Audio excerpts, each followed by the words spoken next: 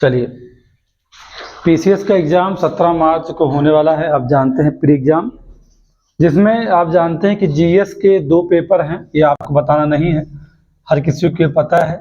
GS 1 आपका तो आपका पूरा का पूरा जीएस से ही सामान्य अध्ययन है, लेकिन जो 2 आपका दूसरा पेपर होता है जीएस 2 वो सीसैट का होता है।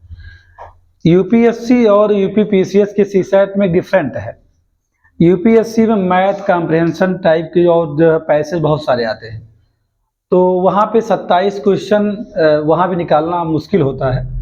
यूपीएससी में जिनके पास मैथ रीजनिंग ना अच्छा हो तो यूपीएससी का वो सीसैट फेल हो सकता है, लेकिन जिससे यदि कम्युनिकेशन यानी कि कॉम्प्रिहेंशन पैसेज ये सारी चीज़ें आ रही हों तो वो तो उसमें पास कर सकता है वहाँ पर भी, चूँकि वहाँ 80 क्वेश्चन से 27 सही है।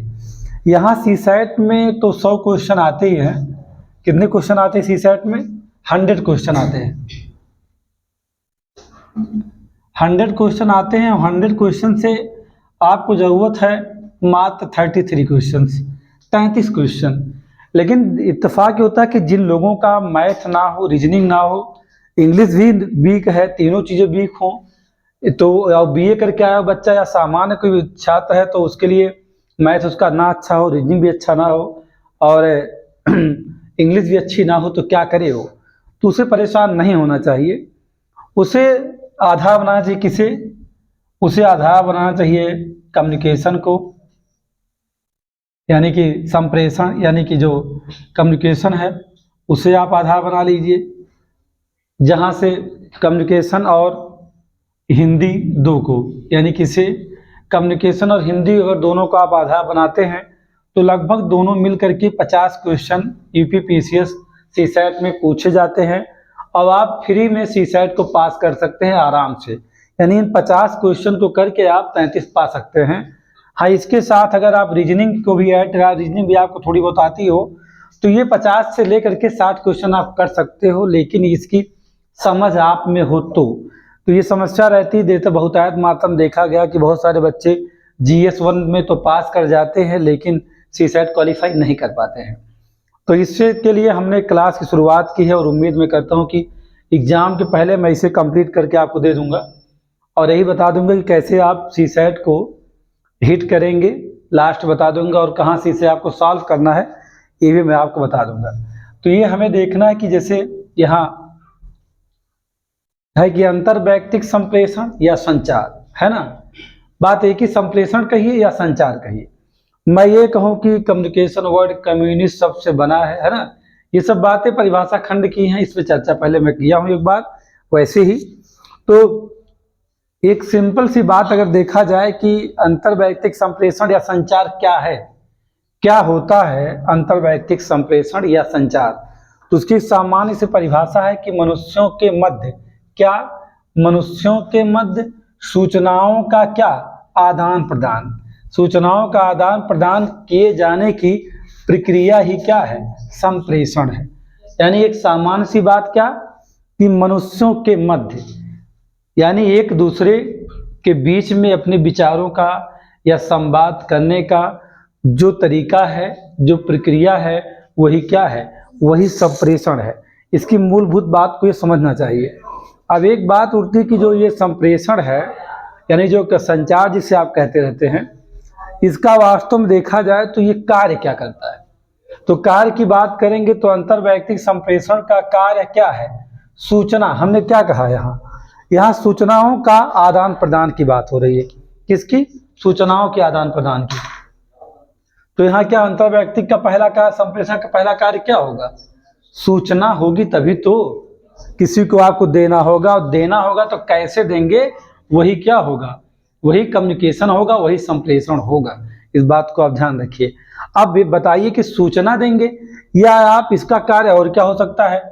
किसी को मोटिवेट करना यानी प्रेरित करना। जैसे कि मैं आपको बताता रहता हूँ, आरओ का एग्जाम हुआ, उस एग्जाम में लोग जो है पेपर लीक हो गया, किसी का पेपर अच्छा हुआ, किसी ने कहा नहीं अच्छा हुआ, फिर पेपर रद्द भी हो गया। फिर भी हम क्या करते हैं, अपने कुछ ऐसी सूचना देते हैं आपको जिससे कि आप मोटिवेट रहिए। यानी क्या, यानी कि अंतर्वैयक्तिक संप्रेषण दूसरा कार्य क्या है? किसी को प्रेरित करना, प्रेरणा देना, ये है। तीसरी बात क्या? भावनाओं की अभिव्यक्ति है। क्या है ये? इसका काम क्या है, हमारे अंदर जो भावना आपके प्रति है उसे हम व्यक्त कैसे करेंगे। जब तक आपको वो सूचना नहीं देंगे या जो बातें हमारे अंदर हैं कि हमें आपके से ऐसा लगाव है या मैं ऐसे आपको पसंद करता हूँ, कहीं कोई बात जो जब आप कहना चाहते हैं भावनात्मक रूप से, एक जो है बच्चा एक माँ जो होती है उसके बीच में आप देखते हैं लाड प्यार होता है, तो मम्मी लोग उसको दुलारती रहती हैं, बच्चा भी अपनी माँ को दुलारता रहता है। तो यार वहाँ देखते हैं ना क्या भावनात्मक अभिव्यक्ति है, वो माध्यम है। अब क्या किस माध्यम से, लेकिन है वो कम्युनिकेशन ही है, वो कम्युनिकेशन ही भावनात्मक भावनाओं की अभिव्यक्ति करना भी क्या है, अंतर व्यक्ति संप्रेषण का कार्य है। लेकिन अब उसमें आपके पास तरीका हो सकता है अलग अलग हो, जिसके बारे में भी आपको हम बताने वाले हैं। तीसरी बात, चौथी बात क्या, नियंत्रण करना। अंतर्वैयक्तिक संप्रेषण का कार्य नियंत्रण करना भी होता है कि अगर मैंने कहा कि रुक जाइए, अब आपको नहीं जाना है, आपने सुना बस रुक गया, तो आप नियंत्रित हुए कि नहीं हुए। यानी इसका काम क्या, सूचना देना, किसी को मोटिवेट करना, भावनाओं को अभिव्यक्त करने का कार्य, और दूसरा नियंत्रण करना भी। ये भी यानी कि इसके 4 ये कार्य हैं। आपके एग्जाम में सीधे सवाल हो सकता है कि अंतर्वैयक्तिक संप्रेषण के कार्य हैं या नहीं है, तो नहीं है तो 3 से 4 से गायब रहेगा, 3 ऑप्शन में होंगे। या ऐसा हो सकता है कि ये 3 हो, नीचे लिखा हो उपयुक्त सभी, तो आपको चारों याद करना है और बहुत सिंपली याद हो जाएगा कि अंतर्वैयक्तिक संप्रेषण के कार्य क्या है। सूचना, चूंकि कहा गया है कि सूचनाओं के आदान प्रदान किए जाने की प्रक्रिया ही तो संप्रेषण है, तो अंतर्वैयक्तिक संप्रेषण कार्य क्या, सूचना ही तो है। सूचना और फिर क्या, प्रेरित करना किसी को। तीसरी बात क्या, भावनात्मक अभिव्यक्ति, किसी को किसी से बहुत प्रेम हो तो कहते हैं कि कब, जब तक कहेगा नहीं, जब तक वो कहेगा नहीं कि हाँ मैं आपको बहुत प्रेम करता हूँ, या जब तक उसे प्रपोज नहीं किया, ऐसी भाषा में अगर देखा जाए, तो तब तक अगर ये कहा जाए तो क्या है, वो अपनी भावनाओं को व्यक्त नहीं कर पाया ना।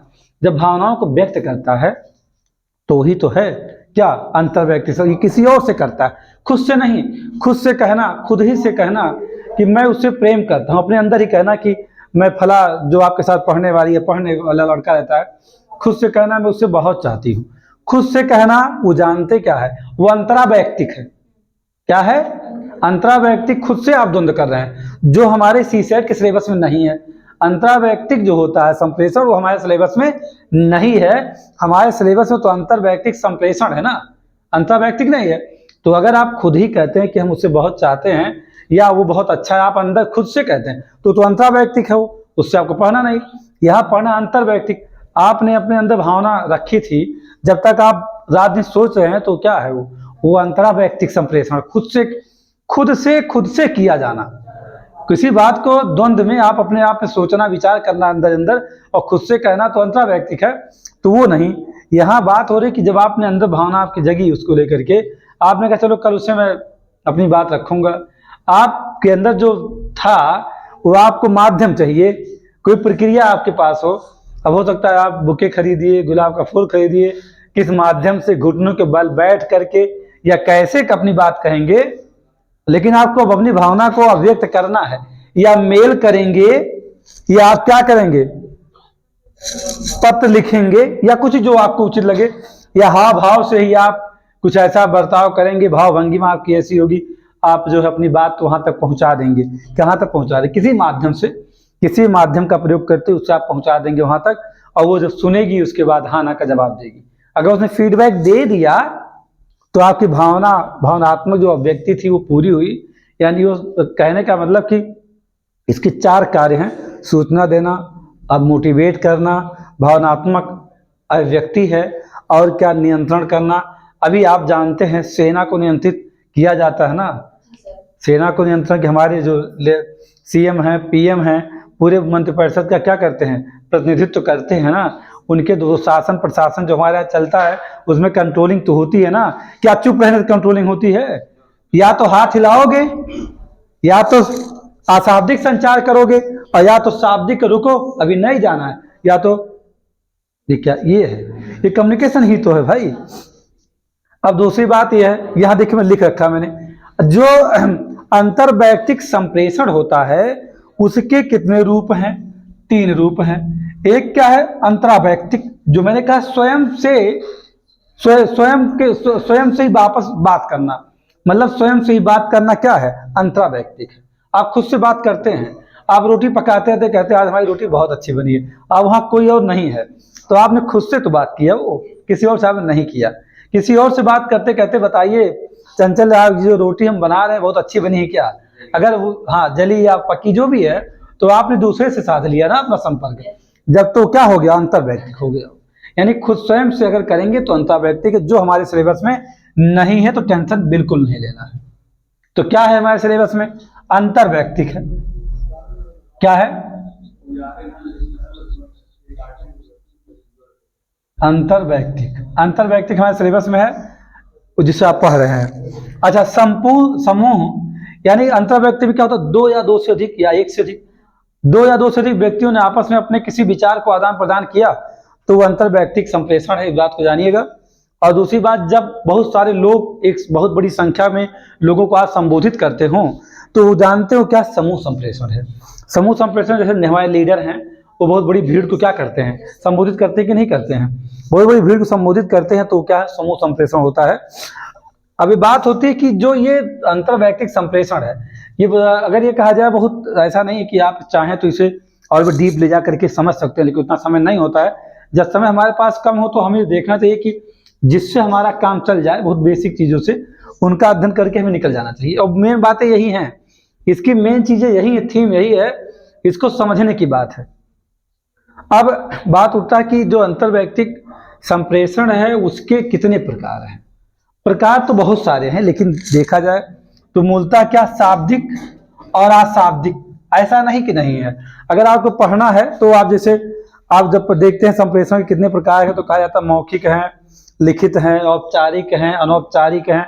इसके पहले चर्चा हुई, अधोगामी है, ऊर्ध्वगामी है, बहुत सारा है, लेकिन हम उसे अलग करेंगे क्योंकि वो कहाँ समूह में कैसा संप्रेषण होता है और क्या कहते हैं अंतर्वैयक्तिक संप्रेषण कैसा होता है, हमें दोनों को देखना है। ठीक, तो इन्हीं दोनों को आपको अध्ययन करना, अंतर्वैयक्तिक का और समूह का।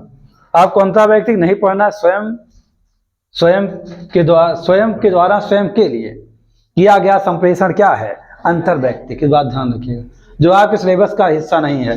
क्योंकि आप प्रशासनिक अधिकारी बनेंगे तो आप वहां स्वयं से बात करने नहीं जाएंगे, आपको वहां किसी को सूचना देनी है, किसी को प्रेरित करना है और किसी को अपनी भावना को समझा देना है और किसी को नियंत्रण करना है। इसका सिलेबस में आने का यही एक रीजन है, और कोई रीजन रखा नहीं गया रखने का, इसे इसीलिए रखा ही गया है क्योंकि ये जानते हैं सिविल एप्टीट्यूड टेस्ट ही है ये, और कुछ नहीं है आपके लिए। अब यहाँ तो समूह को नियंत्रित करना है आपको ना, तो बहुत लोगों से आप नियंत्रण करेंगे। आप खुद से वहाँ तो बात करना नहीं कि हम तो आज बहुत अच्छा कपड़ा पहने, खुद से अपने बात कर लो अच्छा पहने हो, भाई कोई और कहता कि आज तो भाई आप बहुत अच्छे लग रहे हैं, अच्छा आपका कपड़ा, तो यहाँ पे आपने क्या है वो आप विचार व्यक्त करेंगे, हाँ हाँ बिल्कुल धन्यवाद आपको, तो वहाँ वो अंतर्वैयक्तिक। लेकिन एक साथ हमने 50 को अपनी बात समझाया, लाखों लोगों के सामने प्रेजेंट कर रहा हूँ अपनी बातों को, तो जानते हैं क्या है, वो ग्रुप कम्युनिकेशन है। जैसे हमारे मोदी जी करते हैं ना, या नेता हमारे करते हैं, लीडर्स जो होते हैं, अधिकारी करते हैं। अब आइए कहाँ, अब चलते हैं, इसके मुख्यतः दो प्रकार की बात की जाती है, एक शाब्दिक एक अशाब्दिक। जो शाब्दिक है वो मौखिक होता है। मौखिक का मतलब आप बोल दीजिए, कैसे, स्वयं से ही क्या करिए, मतलब कुछ आप माध्यम यूज ना करिए, ओरल मतलब सीधा आप अपनी बात को कह दीजिए। और ये कहा भी जाता है कि बड़ा प्रभावशाली होता है जो मौखिक संचार है, प्रभावशाली है। बस इतना समस्या होता है कि जो मौखिक संचार होता है उसमें एक प्रॉब्लम आ जाती है कि इसमें आप किसी चीज को कहाँ नहीं रख सकते हैं, इसका कोई साक्ष्य नहीं है। अब तो रिकॉर्ड हो जाती चीजें सामने आ जाती हैं, नहीं तो इसका कोई साक्ष्य उपलब्ध नहीं होता है, संदर्भ नहीं दे पाओगे कहीं कि फला ने ऐसे कहा था। अब जो रिकॉर्डिंग होने लगी है तो ऐसा है, नहीं तो भी कोई बात किसी का आपको हम बहुत मारेंगे। तो ये बात आपने कहा, या आपने कहा कि आप मेरे साथ चलिए, या सेमिनार हो रहा है, या कोई वर्कशॉप सुसाइड का चल रहा हो, या जीएस कोई आपको वर्कशॉप मतलब कार्यशाला कहते हैं, जिसमें आपको सब्जेक्ट के बारे में बताया जाता है कि ये चीज़ें ऐसे हैं, लोग अपने बताते हैं, विचारों को व्यक्त करते हैं, आदान प्रदान किसी एक टॉपिक पर अपनी बातें रखते हैं। जैसे मानवाधिकार की जो है उपादेयता क्या है भारत में, इस पर एक कार्यशाला का आयोजन साकेत महाविद्यालय के आचार्य नयनदेव प्रेक्षागृह में कर दिया जाए, तो प्रेक्षागृह में लोग अपने अपने विचार का प्रेजेंट करेंगे, मतलब सूचनाओं का आदान प्रदान करें, किसके संबंध में, मानवाधिकार के संबंध में। तो उस कार्यशाला में कोई एविडेंस नहीं है, यानी इसीलिए थोड़ा सा कहा जाता है कि है प्रभावशाली तो होता है, क्योंकि आप मौखिक संचार में खास बात होती जो कहा गया तुरंत जवाब पा सकते हैं, तुरंत पाएंगे जवाब ना, आप जवाब ले सकते हैं तुरंत, आपको फीडबैक मिल जाएगा कि आप मेरी बात से सहमत है या नहीं सहमत है। सहमत हो ताली बजाएंगे, लोग ताली बजाते हैं जब कोई बात कहता है। आप देखते हैं ना गाना सुनते हैं मोदी जी कोई बोलते अच्छा लगता है तो आप ताली बजाते हैं, तो इसका मतलब आप फीडबैक दे रहे हैं कि मैं आपकी बात समझ रहा हूँ और आपकी बात से मैं सहमत हूँ, तो है ना। लेकिन जब आप फीडबैक देते हैं तो आप बोलते नहीं है, या तो चिल्ला के कहते हैं, जिंदाबाद करके फीडबैक देंगे, जिंदाबाद करके देंगे फीडबैक तो मौखिक रह गया। नहीं आपने ताली बजाया तो आपने अशाब्दिक संचार किसके साथ कर लिया है, जिसने आपके साथ मौखिक संचार किया था, जिसने आपके साथ शाब्दिक संचार किया था। ये चीजें समझने की सारी चीजें हैं। सेमिनार, संगोष्ठी, कार्यशाला इसके एग्जाम्पल है मौखिक। दूसरा क्या होता है लिखित, जो लिखित जो है अंतर्वैयक्तिक संप्रेषण है, इसमें देखा जाए तो ये प्रभावशाली, क्योंकि इसका एविडेंटरी वैल्यू है। ये कहा, ये आप इसको यूज कर सकते हैं भविष्य में संदर्भ के लिए, कहीं कोई बात कही गई हो या नहीं कही गई उसका साक्ष्य देने के लिए इसका प्रयोग आप कर सकते हैं। इसमें क्या होता, पत्र है, तार है, फैक्स है, आजकल ईमेल भी है। ईमेल भी कैसा संचार है, लिखित है, इस बात को जानिएगा। तो इसके एग्जाम्पल हैं। दूसरा क्या, अशाब्दिक संचार, शारीरिक हाव भाव, क्या शारीरिक हाव भाव एवं संकेतों के माध्यम से किया गया संचार कैसा है, अशाब्दिक है, या संचार का सबसे प्रभावी माध्यम माना जाता है, क्योंकि लोग आसानी से इसे समझ जाते हैं। यहाँ इसमें एक बात होती है, अवरोध होने की संभावनाएं कम होती हैं, जबकि मौखिक संचार में जैसे अपनी बात आप कह रहे हैं वैसे लोग आपस में बात करने लगे या शोर होने लगी तो क्या हो गया, अवरोध हो सकता है, या आपकी बात सुनना कोई नहीं चाहता है, ये सब लोग कह रहे हैं वही तो हैं, वही तो हैं, वही तो है, मतलब पूर्वाग्रह से ग्रसित हैं, तो आप ऐसा हो सकता है कि आपकी बातों को समझ ही ना पाए और अवरोध बना रह जाए। तो अगर देखा जाए तो शाब्दिक अशाब्दिक दो ही मेन होते हैं। मैंने भी कहा कि एक औपचारिक है, एक अनौपचारिक है, अधोगामी है, ऊर्ध्वगामी है, क्षैतिज संप्रेषण है। सीसैट की एक सबसे खास बात, जिन शब्दों को आप जैसे पढ़ रहे हैं वैसे ही समझने का ज़्यादा प्रयास करिए, क्योंकि वही शब्द एग्जाम में सीसैट में पूछे जाते हैं।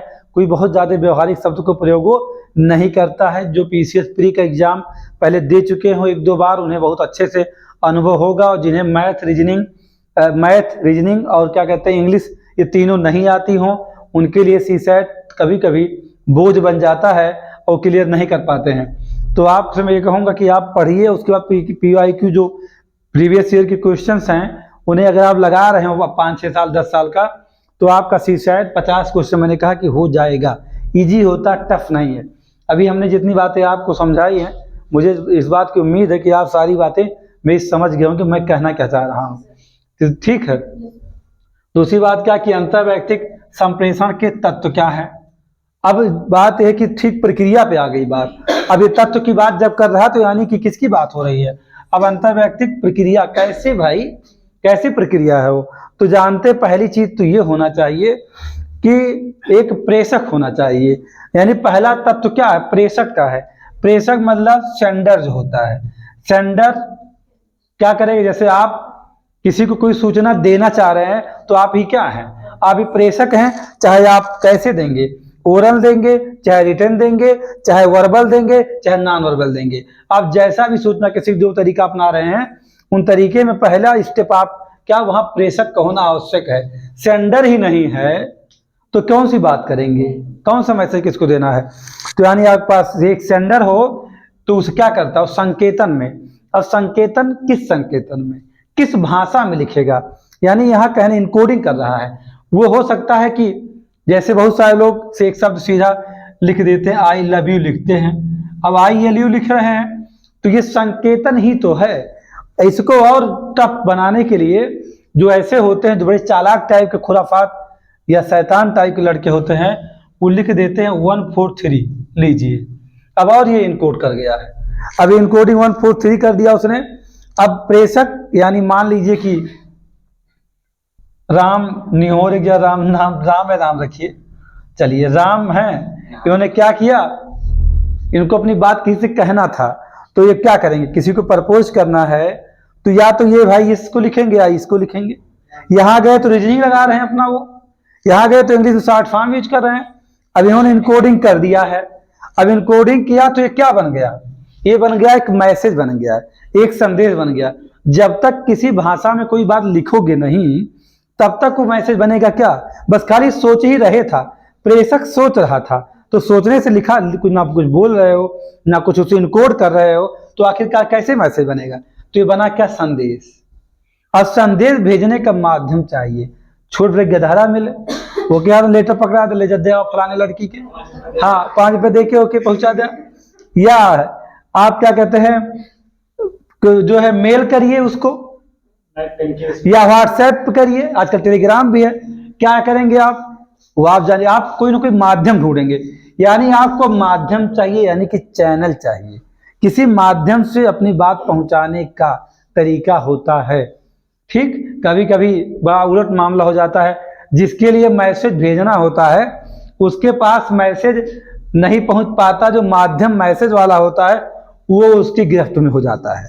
नहीं समझे आप, जैसे कभी कभी होता है कि ये कहीं खोल के ही पढ़ने लगता है लेकिन फीडबैक नहीं देता है, वो फीडबैक नहीं देता, खोल के पढ़ता रहता है, ऐसा भी होता है, समझ सोचे नहीं होता है।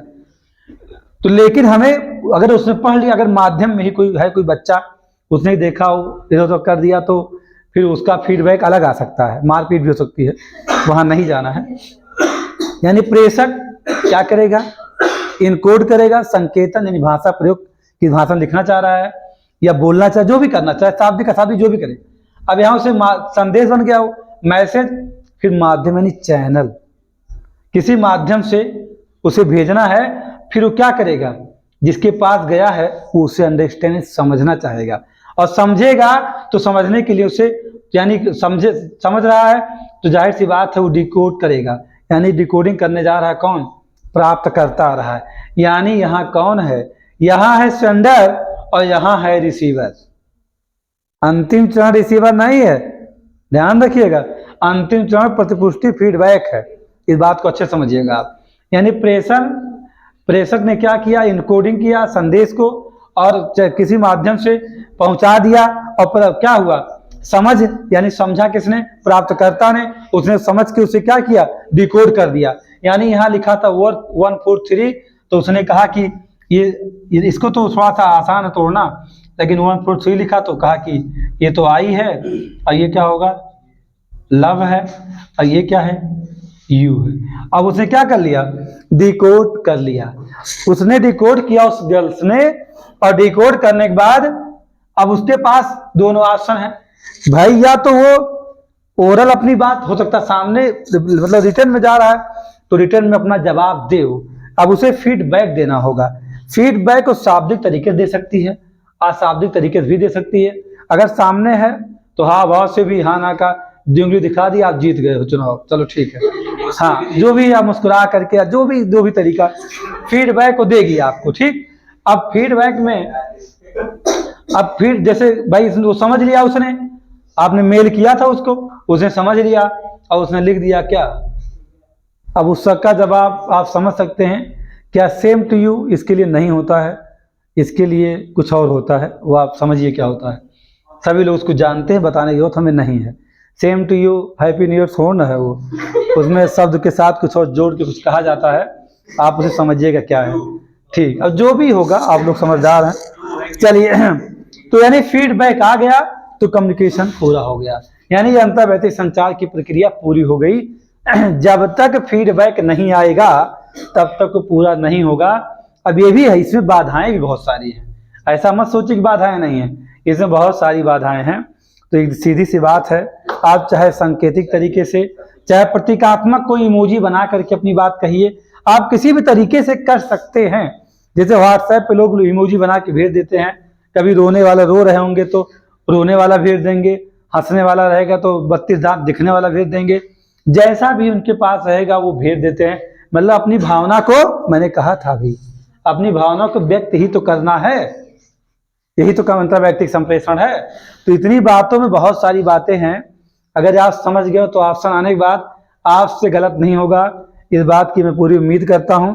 अभी रुकिए भाई, क्यों ऐसा कर रहे हैं आप, हड़बड़ा क्यों जा रहे हैं। एक बात समझिएगा, संप्रेषण में संदेश का होना बहुत ही आवश्यक है। अगर भाई देखिए आपके पास संदेश है तभी तो भेजने की बात होगी, नहीं होगा तो कैसे आप भेजेंगे। मैंने कहा था मौखिक की बात, मैंने कहा कि वो ओरल है, सेमिनार, संगोष्ठी, कार्यशाला। तो मौखिक संप्रेषण का सीधे सीधे अगर कहा जाए तो आमने सामने बैठकर बातचीत करना, सीधी सी बात। क्या है, एक मैं आपका रिवीजन टाइप करवा रहा हूँ कि आपके दिमाग में बैठ हैं चीज़ें। क्या है मौखिक? जैसे कि आमने सामने बैठ करके बातचीत करना या सूचनाओं का आदान प्रदान करना। यह प्रत्यक्ष तरीके से भी हो सकता है, अप्रत्यक्ष भी हो सकता है। तो कहेंगे सर जो मौखिक है तो ये कैसे आप कह रहे हैं कि प्रत्यक्ष भी हो सकता है और यह अप्रत्यक्ष भी हो सकता है? आप ऐसा कह सकते हैं ना कि सर बताइए प्रत्यक्ष भी आप कह रहे हैं, अप्रत्यक्ष भी कह रहे हैं। हम आप आमने सामने बैठ करके क्या कर रहे हैं, हम आपको अपनी बातों को, अपने इस सुसाइड के जो कॉन्सेप्ट है आपको आप दे रहे हैं, तो यानी कि ये क्या है, डायरेक्ट कम्युनिकेशन हमारे आपके बीच में हो रहा है। लेकिन जो इसे देख रहे हैं या देखेंगे वो जानते हो क्या होंगे, इनडायरेक्ट होंगे। यानी फोन पर वार्तालाप करना भी क्या है, कम्युनिकेशन ही है। और कम्युनिकेशन कैसा है, ओरल ही है, बशर्ते क्या है, इनडायरेक्ट। जैसे मोबाइल पे आप बात करते हैं, टेलीफोन पे बात कर सकते हैं। हमने ये भी कहा, एक सवाल आपके लिए हो सकता है कि जो मौखिक संप्रेषण है, यानी जो ओरल यानी जो शाब्दिक में आता है, शाब्दिक संप्रेषण में जो मौखिक संप्रेषण होता है वो अधिक प्रभावशाली हो जाता है। क्योंकि अधिक प्रभावशाली इसलिए हो जाता है कि इसका प्रभाव तत्काल पड़ता है। ये अधिक प्रभावशाली मैंने कहा क्यों होगा, अधिक प्रभाव इसका इसलिए हो जाता है क्योंकि आप किसी के चेहरे के हाव भाव को तुरंत समझ जाते हैं। यानी कि ये बहुत प्रभाव, जो श्रोता है यानी ये तो रिसीवर आपकी सूचना को जो सुन रहा है वो तुरंत ही उस पर अपने फीडबैक दे सकता है। इसलिए कहा जाता है कि मौखिक जो संचार है बड़ा प्रभावशाली है, क्योंकि इससे तुरंत तत्काल प्रभाव किस पर पड़ता है, श्रोता के ऊपर पड़ता है, यानी रिसीवर के ऊपर पड़ता है, जो प्राप्त करता है उस पर। दूसरी बात यह है कि अगर मान लीजिए आप क्लास मुझसे ले रहे हैं और मेरे सामने आप मुझे सुन रहे हैं, मैं आपको बता रहा हूँ अपनी बातों को, तो ओरल में क्या होता है कि आपके अंदर कहीं कोई डाउट होता है किसी शब्द पर कि सर हम इसे नहीं समझ पा रहे हैं, तो आप तुरंत ही संदेह को अपने क्या करते हैं, दूर कर लेते हैं। तो एक फायदा ये भी है, ये इसमें एक अच्छाइयों की बात कर रहा हूँ। यानी मैं क्या बात कर रहा हूँ, मौखिक संप्रेषण के लाभ क्या हैं। क्या लाभ? पहला है अधिक प्रभावशाली, क्योंकि तत्काल चीजें पता लग जाती हैं। दूसरी बात क्या, संदेह का निवारण, यानी अगर कोई डाउट होता है, मैं जो अपनी सूचना आपको जो सूचना मैं दे रहा हूँ उस सूचना में कहीं आपको समझ में ना आ रहा हो तो आप क्या करेंगे, तो हमसे पूछ लेंगे, यानी डाउट क्लियर कर लेते हैं। तो तीसरी बात क्या, आप तुरंत ही प्रतिक्रिया भी अपनी व्यक्त कर देते हैं, तो इसीलिए प्रभावशाली इसको माना जाता है। चौथी बात क्या, इस संदेश में बड़ी शीघ्रता होती है, जैसे बोला तुरंत सुना पहुंच गया, है ना। जैसे हमने बोला वैसे आपने सुना, आप तक पहुंच चुका है। अगर उसमें कोई अवरोध ना हो तो, यानी कोई शोर ना हो, आप किसी पूर्वाग्रह से ग्रसित ना हो कि भाई हम मनोज सर की बात को सुनना ही नहीं चाहते हैं, तो बात अलग है, तो आप नहीं सुनना चाहेंगे। और हाँ, नेटवर्क फेल हो जाए, मोबाइल पे आप बात कर रहे थे, कभी कभी लोग कहते हैं हाँ सुनाना पड़ा और तेज बोला, ऐसे लोग बोलते हैं, जान के ऐसा करते हैं और रोध पैदा कर देते हैं। तो लोचदार की बात यह कहता है कि भाई लोचदार भी होता है इसमें, अगर किसी शब्द का आप प्रयोग अंडम बंडम अड्डम गड्डम शब्दों का आप प्रयोग कर लेते हैं तो उनमें सुधार भी कर सकते हैं। यानी कि ये जो मौखिक संप्रेषण होता है इसमें क्या लोचदार होता है, यानी इसमें आप क्या कर सकते हैं, इंप्रूवमेंट कर सकते हैं। तीसरी बात क्या, व्यक्तिगत संपर्क में आप होते हैं। अगर व्यक्तिगत संपर्क में है तो उन दोनों के बीच में जहां कम्युनिकेशन हो रहा है वहां क्या पारंपरिक सद्भावना और प्रेम में बड़ी वृद्धि हो सकती है, जो कि आमने सामने आप बात कर रहे हैं। ये इसके लाभ थे। किसके लाभ थे? ये जो आपका मौखिक संप्रेषण है। रंजीत बाहर देख लीजिए, फोन आ रहा है मेरे पास अनूप का, है ना। क्या मौखिक संप्रेषण के लाभ की मैंने बात किया, और जानते हैं लाभ की बात कर रहे हैं, क्या हुआ,